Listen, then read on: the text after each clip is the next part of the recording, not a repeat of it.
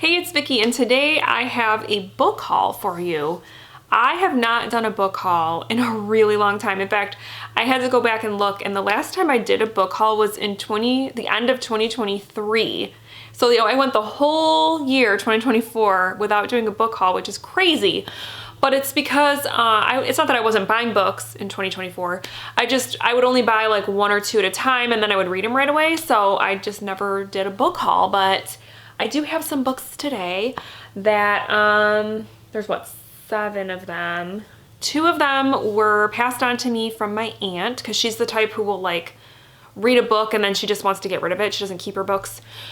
So I have 2 from her, and then I have 5 that I bought for myself just because I wanted to buy them. So let's dive right in.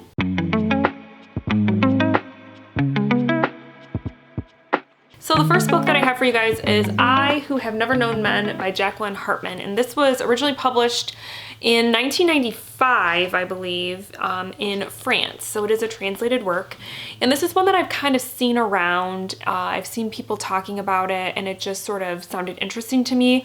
I also, though, purchased it because it's going to help me with the buzzword reading challenge, because one of these, I don't know if it's one of the months coming up, but it's memory words. So I was like, known. I Who Have Never Known Men.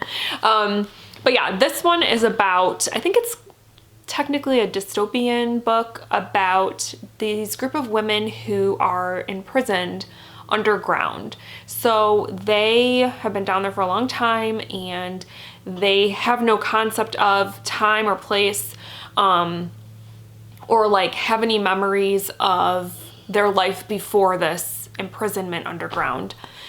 And then years go by, and one day this young girl, I don't know if it's a girl or if she's a young woman, I'm not sure how old she is, but she comes to be one of these prisoners, and she sort of sparks this thing with the other women to sort of get them thinking about escaping. So I've heard that this is just a really well-written book, very thought-provoking, and I thought it would be great, and it would help me with the buzzword reading challenge. Next up, we have The Har by David Sodergren, and this is a horror novel that, again, I have seen people talking about, and I decided I have to read this book. And I think it's technically kind of a folk horror story about this little town in Scotland where this developer from another country basically comes into this little town and is trying to basically kick everybody out because they want to develop the land in the name of progress, right? And one day this mysterious fog appears, and with the fog comes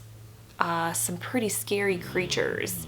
And so it just sounds intriguing to me. I've heard it's really good. The reviews that I have seen for this one, it gets a really high rating from everybody. So I'm excited to check it out. It should be good. And sorry if you can hear Morgan. She is snoring like right behind the camera. So if you hear some snores, it's just Morgan having her 38th nap of the day. Okay, my next book I have is a nonfiction book called Poverty by America by Matthew Desmond, and I picked this up because I read Matthew Desmond's book Evicted a couple years ago, and I really, really enjoyed it. It was a 5-star read for me. I thought it was very well written, very well researched, just a very powerful book. And this one is kind of in the same vein. It is, you could probably guess what it's about. It's about poverty in America, and why is it that America, which is supposed to be one of the greatest countries on the planet and one of the richest, why do we have so many people living in poverty? And so he just sort of deep dives into that and kind of examines how the cycle of poverty works in this country, and how a lot of America's more affluent people tend to benefit by the poor staying poor. So this is going to be a really powerful read. It's probably going to piss me off, but I think it's important, especially right now in the way things are right now politically. Things are just getting crazy here in America, and I think this is going to be a really important book to read right now. Then we have another book that has been very buzzy, and it just took me a long time to get on board with this one because I had read a book by this author years and years ago. I'm thinking it was probably at least 10 years ago, and I didn't like it. So when this book came out, I was like, I don't know. But now I finally have decided I really do want to give it a try, and that is Bright Young Women by Jessica Null. So I read Jessica Null's book, Luckiest Girl Alive, way back when, and I didn't really like it. So when this one came out, I was skeptical, but I have heard so many good reviews about this. And so I decided, okay, maybe not liking that one book was just a fluke. I'm gonna give this one a try. This one is about a serial killer who targets women, and it basically is sort of a fictionalized version of Ted Bundy. So you have this serial killer who does horrible things to his victims, and when he gets caught, people react kind of weird because just like with Ted Bundy, he became very famous, and it wasn't just because of what he did, it was because he was an attractive white dude, and people, it was like this weird obsession that particularly women had with him, which is really creepy.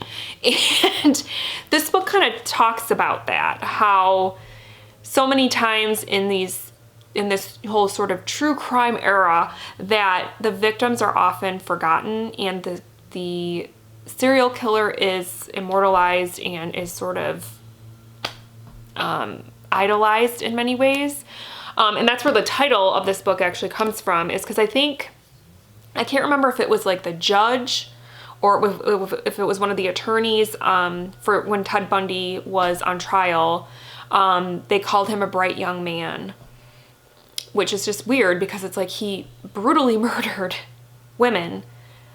And they were kind of acting like it wasn't his fault that he was that way. It was just very strange. So this book, I think, is going to dive into that, into people's obsessions with serial killers and how we sort of tend to glamorize them nowadays. So yeah, I hope I enjoy this. I hope that the one other book I didn't like by her was a fluke, and that this one's gonna be great. The next book I have is another author that I've heard a lot about, and it seems like all of her books are always well reviewed. That the writing is always really good, and it's very thought-provoking and this and that. And she just had a new book come out this year that a lot of people are liking, but I wanted to go back and read this one because this one, just the plot seemed a little more intriguing to me. And that is Once There Were Wolves by Charlotte McConaughey. So she tends to write books dealing with nature and human beings, and sort of that way that we kind of have to coexist with animals and nature, and how sometimes humans aren't so great. And this one deals with a woman who goes to somewhere in Scotland, I think, yeah, with a team of biologists to release these wolves into the wild, to kind of reintroduce them to the area. And there's like all this skepticism about how they're gonna do, and they end up actually acclimating really well, and they're doing really well and thriving. And then one day a farmer is found dead, and everybody immediately thinks that it was the wolves that killed him, and she's convinced there's no way, like the wolves wouldn't do this. And so she's kind of having to defend these animals, while also kind of trying to figure out what actually happened to the farmer, who actually killed him. So I think there is sort of I don't know if it's a murder mystery. I don't know if saying that is going a little too far, but it definitely tackles that sort of relationship that we have with animals. And I've just heard that her writing is phenomenal, and I hope I love it, because then I have 2 other books by her or at least 2 other books that I know of that I can read from her. So I hope this one's really good. So then the last 2 books that I have are ones that I got from my aunt, because like I said, she tends to like want to read a book and then she wants to get rid of it. So she had a whole bunch that she wanted to get rid of, and these were just the 2 that I kind of picked out and said, yeah, I'll take those. This first one is called The Floating Girls by Lo Patrick, and this one takes place in Georgia. And it centers around a little girl, when you meet her anyway, she's a little girl named Kay, and she is playing in the marsh one day, and she comes across this house on stilts, and this little boy and his dad live there, and they have recently moved in, and they had lived in the area years prior, but when their mother died, the little boy's mother died, she drowned, they left Georgia, and then now they have come back. So they kind of have this reputation. People are unsure of them because there was some mystery surrounding the death of the mother, where they weren't sure if it was foul play or whatnot. So she befriends this little boy though, and they, you know, kind of start to like have a bond. And as they get older, I think it kind of starts to also turn into a little bit of a romance. And then Kay's sister goes missing, and it sort of brings up the feelings that everybody had about this little boy and his dad, and the mother's death, because they're thinking something shady happened. And Kay is kind of also trying to figure out what really happened with the mom, and starts to kind of uncover things about the community and the town, and that maybe there was some town secrets centering around why this woman died, why she drowned. Did some people in the community have something to do with it? So there's like that mystery element, there's the coming of age element. I like the setting. It's like summertime in Georgia, so this might be a good summer read. So we'll see. I'll maybe try to knock this out sometime in the summer. And then the last book that I have is another sort of mystery book. It's called Close to Home by Lisa Jackson. And this deals with a woman who moves back into her childhood home in this rural part of Oregon, into this old Victorian home where she grew up with her 2 daughters.